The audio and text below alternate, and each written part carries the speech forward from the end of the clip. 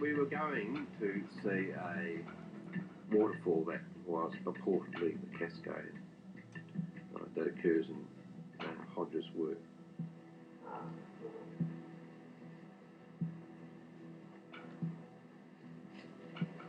There's always that thing when people go there, they want to see exactly what's in the painting. It's like a kind of jigsaw puzzle.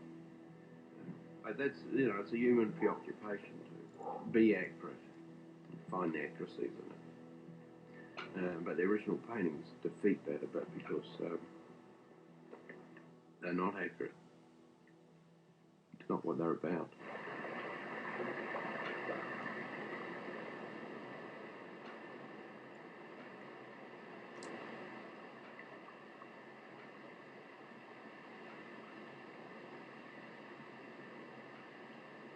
Something soothing to human beings about a fall of water falling through the air, down over wet rock face into a pool, and it creates a lovely energy in the pool with water falling into it.